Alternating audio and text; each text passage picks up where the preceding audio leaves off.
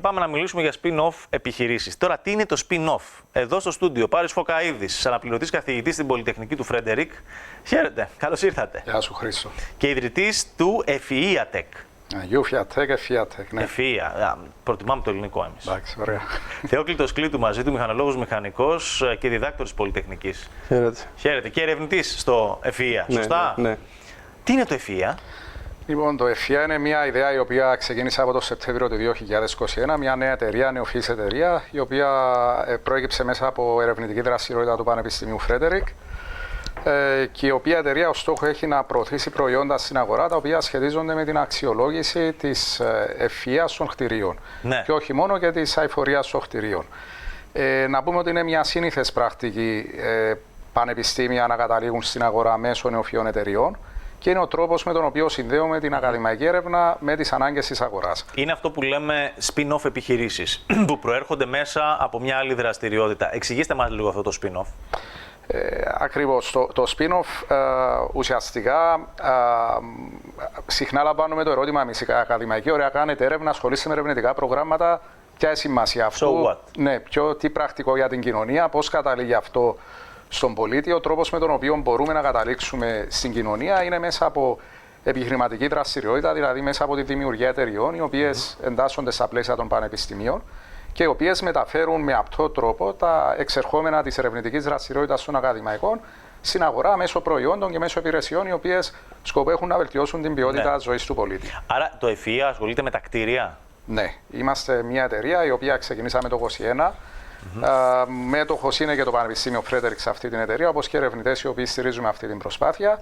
Και ο σκοπός είναι να αναπτύξουμε προϊόντα, λογισμικά, εφαρμογές, οι οποίες χρησιμοποιούνται για την αξιολόγηση της ευφυΐας και γενικότερα της αειφορίας των κτηρίων.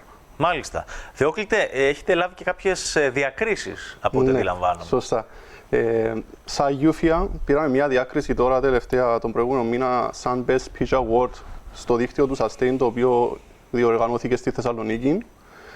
Στο πρόγραμμα αυτό είχαν υποβάλει αίτηση 35 ομάδες από όλη την Ευρώπη και παρουσιάσαν όλες τα προϊόντα τους, τις λύσεις στον τομέα της βιωσιμότητας αλλά και της τεχνολογίας. Το Smart Pair τώρα, το οποίο ήταν το δικό μας το πρόγραμμα σαν EFIA, είναι μια εφαρμογή η οποία επιτρέπει στους χρήστες να διαμορφώσουν αλλά και να ελέγχουν την ευφυΐα του τεχνικού εξοπλισμού των κτηρίων τους μέσω ενός διαδραστικού περιβάλλοντος εικονικής πραγματικότητας, μέσω VR. Παράλληλα όμως παρέχει αναλυτικά δεδομένα για την ενεργειακή απόδοση αλλά και τη λειτουργικότητα των συστημάτων, έτσι ώστε να βοηθήσει τους χρήστες να βελτιοποιήσουν τη χρήση και να μειώσουν το ενεργειακό τους απόθεμα. Τώρα το Smart Pair για το award που πήρε ήταν λόγω του ότι ξεχώρισε στην καινοτομία του, στην πρακτικότητα του, αλλά και στο όραμα που φέρνει στον κλάδο των κατασκευών. Τώρα, πώς είναι για έναν επιστήμονα, για έναν επαγγελματία να δουλεύει σε μια spin-off επιχείρηση όπως αυτή? Σε μια νεοφυή επιχείρηση που ξεφυτρώνει μέσα από ένα πανεπιστήμιο. Είναι διαφορετικό να πας να συναντήσεις μια επιχείρηση που έχει πολλά χρόνια ιστορίας. Σωστά, ναι. Το να εργάζεσαι σε μια spin-off εταιρεία όπως είναι η EFIA είναι μια εμπειρία και σου δίνει κάποιες μοναδικές ευκαιρίες. Γιατί σαν νέος επαγγελματίας και εγώ είμαι τώρα στον κλάδο, μπορώ να συμμετέχω σε καινοτόμα έργα που γεφυρώνουν την έρευνα με την αγορά και έχω τη δυνατότητα να βλέπω τις ιδέες μου να παίρνουν σάρκα και οστά. Δεν είναι μόνο στη θεωρία. Άρα εσύ βάζεις ιδέες και μέσα από την συγκεκριμένη εταιρεία ουσιαστικά υλοποιούνται. Ακριβώς. Και καταλήγουν στο market που λέμε, στην αγορά. Ναι.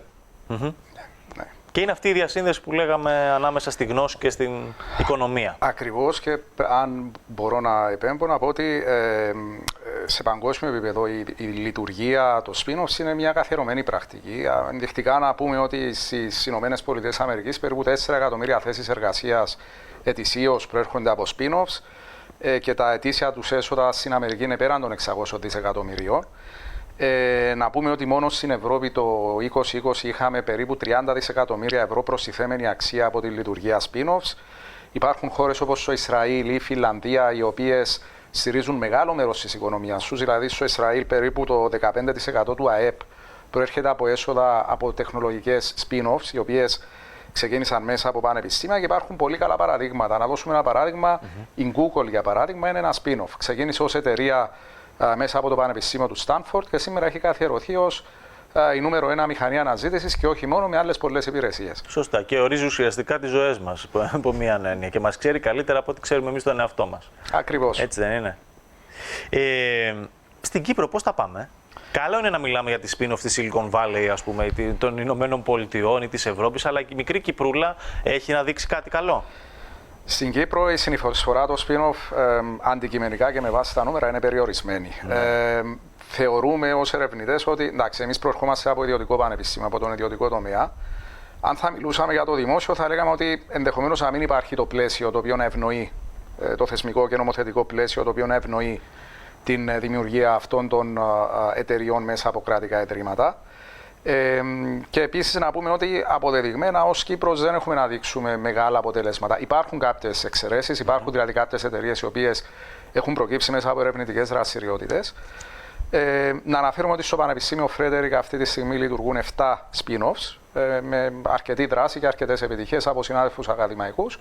Και αυτό το οποίο προσδοκούμε είναι σταδιακά να καλλιεργήσουμε την κουλτούρα της έρευνας και της επιχειρηματικότητας μέσα στα πανεπιστήμια και να δημιουργήσουμε ένα νέο κλάδο στην οικονομία μας, ένα νέο πεδίο το οποίο θα επιτρέπει στους ακαδημαϊκούς με ερευνητικές ιδέες να καταλήγουν στην αγορά με προϊόντα και υπηρεσίες. Ναι.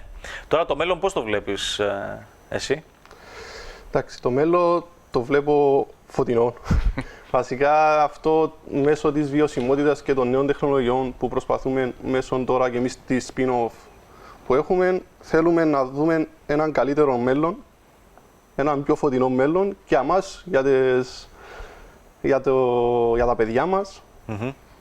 Έτσι ώστε, εντάξει, εγώ μέσω του διδακτορικού μου προσπαθώ να δώσω κάτι στην κοινωνία. Μάλιστα. Μέσω αυτών που κάνουμε. Μάλιστα. Τώρα, υπάρχει τρόπος να προσελκύσετε κόσμο? Υπάρχει κάποιος που θέλει να εργαστεί σε εσάς? Μπορεί να κάνει αίτηση? Μπορεί να έρθει σε επαφή? Βεβαίως. Είναι μόνο μια ακαδημαϊκή ιστορία? Όχι. Να πούμε ότι γενικά η Ακαδημία και τα πανεπιστήμια διακατέχονται από το transparency, από το γεγονός ότι είναι ανοιχτά στην κοινωνία. Ως ερευνητική ομάδα, εμείς αυτή τη στιγμή εργοδοτούμε 14 νέους επιστήμονες. Το spin-off αυτή τη στιγμή έχει 9 νέους επιστήμονες, οι οποίοι εργοδοτούνται, χρηματοδοτούνται κυρίως από ερευνητικές δραστηριότητες. Γενικά είμαστε αρκετά ανοιχτοί στην κοινωνία, όχι μόνο το δικό μας πανεπιστήμιο, όλα τα πανεπιστήμια τα οποία ασχολούνται με την έρευνα. Και είναι έτσι αν θέλετε, μια πρόκληση για την κυπριακή οικονομία να μπορέσει να αναπτύξει περαιτέρω την κουλτούρα της έρευνας, να δημιουργηθούν περισσότερες ερευνητικές ομάδες και γενικά να καθιερώσουμε αυτή την πρακτική και αυτή τη λογική ως μια λογική η οποία θα συνεισφέρει σημαντικά στην οικονομία αλλά και στην κοινωνία μας. Μακάρι, σας το ευχόμαστε. Ευχαριστούμε πάρα πολύ για την παρουσία σας εδώ. Να είστε καλά.